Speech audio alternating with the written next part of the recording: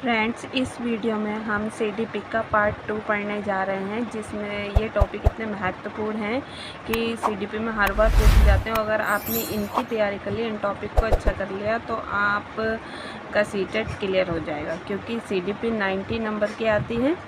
तो इन टॉपिक को मेरे तरीके से देखें और फिर आप अपने आप इनके नोट्स भी बना सकते हैं और सेल्फ स्टडी करेंगे इनकी, तो बेहतर होगा। तो चलिए स्टार्ट करते हैं। आनुवांशिकता एवं वातावरण। आनुवांशिकता एवं वातावरण हमेशा एक साथ चलने चाहिए। किसी एक के भी विचलित होने पर बच्चे का विकास प्रभावित हो सकता है। आनुवांशिकता बालक की मूल प्रवृत्तियाँ, वातावरण, बाहरी दुनिया से संबंधित या दुनिया के द्वारा प्रभावित। समाजीकरण, समाज के नियम, सांस्कृतिक मापदंडों के साथ समायोजन कर लेना। प्रथम भूमिका परिवार, पास पड़ोस, गौण भूमिका या द्वितीय भूमिका विद्यालय एवं मीडिया।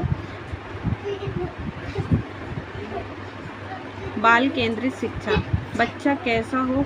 सक्रिय, केंद्र बिंदु, स्वर्गीण विकास, स्वतंत्र, स्व अनुशासित, चिंता मुक्त, प्रशासन, प्रश्न पूछने वाला, कार्यों में भाग लेने वाला। मुख्य भूमिका समान अधिकार, सम्मान। शिक्षक निर्देशक, शिक्षक की भूमिका निर्देशक, गौण भूमिका सहायता करने वाला, मार्गदर्शक, आदर्श शिक्षा, मनोविज्ञान का ज्ञानी।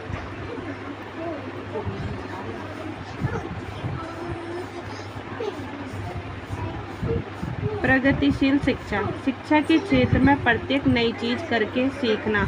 सहभागिता, बच्चे स्वयं करने का अधिकार, ये प्रगतिशील शिक्षा के अंतर्गत आता है। लैंगिक मुद्दे, नर तथा मादा के बीच भेदभाव करने वाली प्रत्येक चीज नकारात्मक है।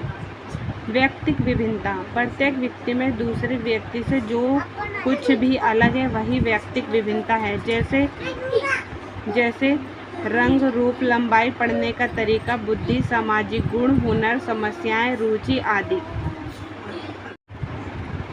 मूल्यांकन, इवैल्यूएशन, अधिगम का मूल्यांकन जो सीखने के बाद हो। अधिगम के लिए मूल्यांकन, वह मूल्यांकन जिसका उद्देश्य कुछ सिखाना या सुधार करना है। अधिगम के रूप में मूल्यांकन, ऐसी गतिविधि जिसमें अधिगम और मूल्यांकन दोनों एक साथ चल रहे हों। विद्यालय आधारित मूल्यांकन, बोर्ड की परीक्षा से पहले जितने भी मूल्यांकन होते हैं वे विद्यालय आधारित होते हैं।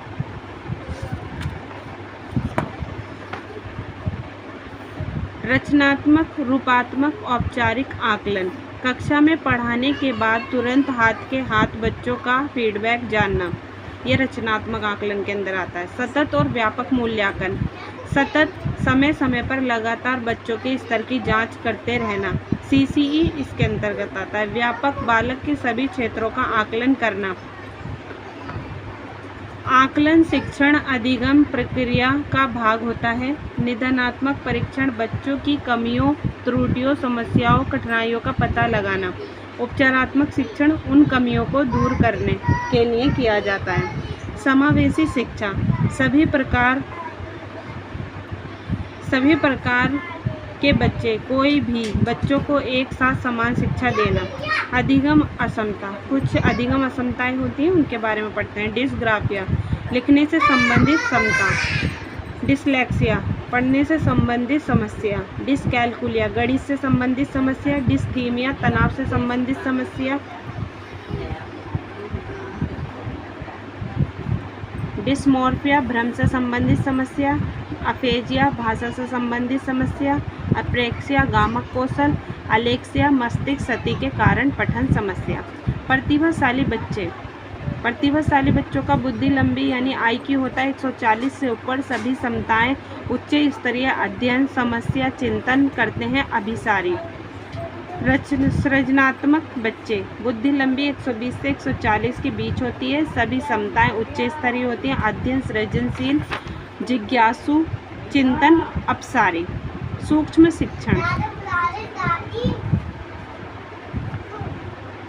सूक्ष्म शिक्षण, पाठ योजना, शिक्षण, पृष्ठपोषण, पुनः योजना, पुनः शिक्षण, पुनः पृष्ठपोषण। संवेग तथा संज्ञान, एक दूसरे से संबंधित हैं या सन्निहित हैं। व्यक्ति की उत्तेजित अवस्था भय, वत्स्य, घृणा, दुख, क्रोध, प्रेम, आमोद, भूख, आश्चर्य, डर आदि। ये संवेग है हमारे। अभिप्रेरणा प्रत्येक वह चीज जो आपको किसी काम को करने पर मजबूर कर दे। अभिप्रेरणा दो तरीके की होती है। आंतरिक अभिप्रेरणा जो हमारी अंतरात्मा द्वारा स्वयं उत्पन्न हो, जो हमारे खुद के अंदर से हो। बाह्य अभिप्रेरणा बाहरी चीज़ों या दूसरों के द्वारा मिलने वाली प्रेरणा।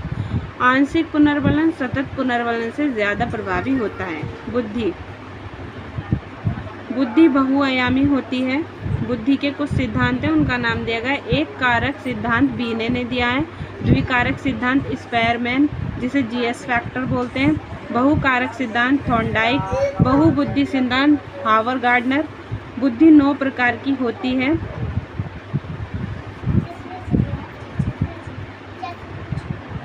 बहुबुद्धि सिद्धांत हावर्ड गार्डनर। बुद्धि 9 प्रकार की होती है तथा प्रत्येक बुद्धि का अपना अलग अस्तित्व एवं कार्य है।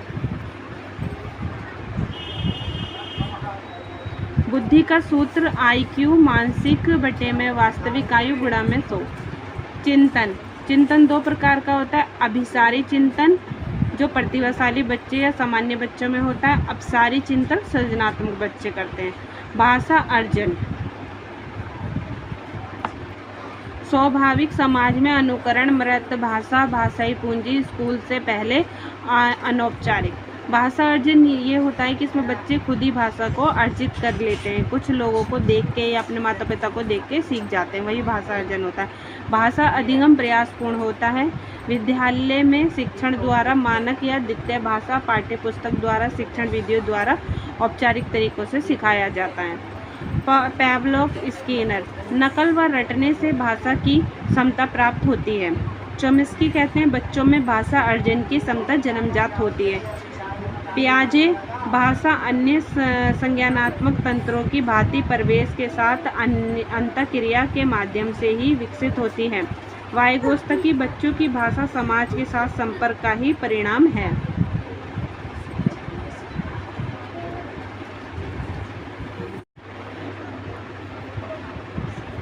भाषा विविधता बहुभाषिकता संसाधन के रूप में कार्य करती है। संज्ञानात्मक विकास को बढ़ावा देती है। बच्चों के अधिगम में वृद्धि करती है। भाषा कौशल LSRW इसी क्रम में सीखे जाते हैं। L माने लिसनिंग, स्पीकिंग, रीडिंग, राइटिंग।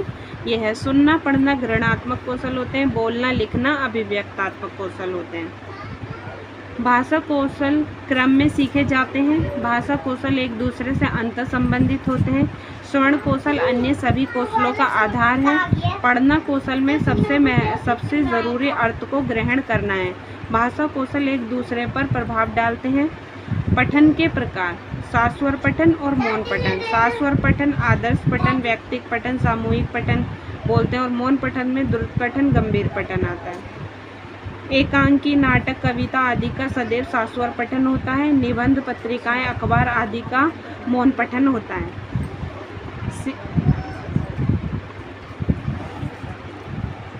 शिक्षण सहायक सामग्री दृश्य सामग्री, श्रव्य सामग्री, दृश्य श्रव्य सामग्री। समाजीकरण जब बच्चा खुद से ही मौखिक संवाद बातचीत करते हैं उसे कहते हैं। वाइगोत्स्की व्यक्तिगत वार्ता कहते हैं इसको और जीन पियाजे आहा केंद्रित वार्ता कहते हैं। विकास डेवलपमेंट विकास के मुख्य आयाम या प्रकार शारीरिक, सामाजिक, संवेगात्मक, संज्ञानात्मक।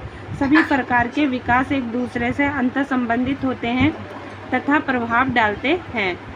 शारीरिक विकास सभी प्रकार के विकास की पहली शर्त है। बच्चे का विकास सबसे तीव्र गति से होता है शैशव अवस्था में एवं प्रारंभिक बाल्यावस्था में। विकास के सिद्धांत हैं प्रिंसिपल ऑफ डेवलपमेंट। आनुवांशिकता एवं वातावरण, प्राकृतिक पालन पोषण, लैंगिक मुद्दे, जेंडर रूढ़िबद्धता, पक्षपात। जेंडर एक सामाजिक संरचना है। व्यक्तिगत विविधताएं विभिन्न प्रकार की वैविध्य। किसी भी कार्य को करने में आवश्यकता पड़ने पर बच्चों को बड़ों द्वारा दिया जाने वाला सहयोग या मदद कहलाती है। सहारा देना, पाड़, ढांचा, स्कैफोल्डिंग। आकलन के उद्देश्य: बच्चे की कठिनाई एवं त्रुटियों का पता लगाना, बच्चे का स्तर जानना तथा अधिगम प्रक्रिया व शिक्षण प्रक्रिया में सुधार करना। भाषा सीखने का उद्देश्य: भाषा प्रयोग, विभिन्न संदर्भों में भाषा का प्रयोग करना, बच्चे अपने विचारों की अभिव्यक्ति कर सकें। भाषा आकलन का उद्देश्य: भाषा प्रयोग की क्षमता का आकलन। भाषा आकलन के लिए पोर्टफोलियो सर्वाधिक उपयोगी है। भाषा की कक्षा में खेल अधिगम को विस्तार देता है। लेखन कार्य में सर्वाधिक महत्वपूर्ण है विचारों की अभिव्यक्ति। लेखन एक तरह की बातचीत है। बच्चे जन्म से ही बहुभाषिक होते हैं। भाषा सीखने सिखाने में सर्वाधिक महत्वपूर्ण प्रिंट समृद्ध माहौल, सामाजिक अंतःक्रिया, बाल साहित्य हैं।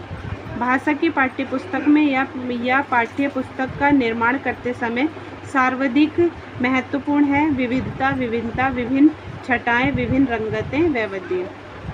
तो फ्रेंड्स, यही वीडियो हमारी यहीं समाप्त होती है और नेक्स्ट वीडियो में हम ईवीएस पेडागोजी के बारे में पढ़ेंगे। अगर आपको मेरी वीडियो अच्छी लगे तो लाइक एंड सब्सक्राइब और मेरी वीडियो को शेयर करें। तब तक के लिए टेक केयर, बाय। समाजीकरण: जब बच्चा खुद से ही मौखिक संवाद बातचीत करते हैं उसे कहते हैं। वाइगोत्स्की व्यक्तिगत वार्ता कहते हैं इसको, और जीन पियाजे आहार केंद्रित वार्ता कहते हैं। विकास डेवलपमेंट: विकास के मुख्य आयाम या प्रकार: शारीरिक, सामाजिक, संवेगात्मक, संज्ञानात्मक। सभी प्रकार के विकास एक दूसरे से अंतर संबंधित होते हैं तथा प्रभाव डालते हैं। शारीरिक विकास सभी प्रकार के विकास की पहली शर्त है। बच्चे का विकास सबसे तीव्र गति से होता है शैशव अवस्था में एवं प्रारंभिक बाल्यावस्था में। विकास के सिद्धांत हैं प्रिंसिपल ऑफ डेवलपमेंट। आनुवांशिकता एवं वातावरण, प्राकृतिक पालन पोषण, लैंगिक मुद्दे, जेंडर रूढ़िबद्धता, पक्षपात। जेंडर एक सामाजिक संरचना है। व्यक्तिक विविधताएं, विभिन्न प्रकार की वैविध्य। किसी भी कार्य को करने में आवश्यकता पड़ने पर बच्चों को बड़ों द्वारा दिया जाने वाला सहयोग या मदद कहलाती है। सहारा देना, पाड़, ढांचा, स्कैफोल्डिंग। आकलन के उद्देश्य: बच्चे की कठिनाई एवं त्रुटियों का पता लगाना, बच्चे का स्तर जानना तथा अधिगम प्रक्रिया व शिक्षण प्रक्रिया में सुधार करना। भाषा सीखने का उद्देश्य: भाषा प्रयोग, विभिन्न संदर्भों में भाषा का प्रयोग करना, बच्चे अपने विचारों की अभिव्यक्ति कर सकें। भाषा आकलन का उद्देश्य: भाषा प्रयोग की क्षमता का आकलन। भाषा आकलन के लिए पोर्टफोलियो सर्वाधिक उपयोगी है। भाषा की कक्षा में खेल अधिगम को विस्तार देता है। लेखन कार्य में सर्वाधिक महत्वपूर्ण है विचारों की अभिव्यक्ति। लेखन एक तरह की बातचीत है। बच्चे जन्म से ही बहुभाषिक होते हैं। भाषा सीखने सिखाने में सर्वाधिक महत्वपूर्ण प्रिंट समृद्ध माहौल, सामाजिक अंतःक्रिया, बाल साहित्य हैं। भाषा की पाठ्यपुस्तक में या पाठ्य पुस्तक का निर्माण करते समय सर्वाधिक महत्वपूर्ण है विविधता, विभिन्न छटाएं, विभिन्न रंगतें, वैविध्य। तो फ्रेंड्स, यही वीडियो हमारी यहीं समाप्त होती है और नेक्स्ट वीडियो में हम ईवीएस पेडागोजी के बारे में पढ़ेंगे। अगर आपको मेरी वीडियो अच्छी लगे तो लाइक एंड सब्सक्राइब और मेरी वीडियो को शेयर करें। तब तक के लिए टेक केयर, बाय।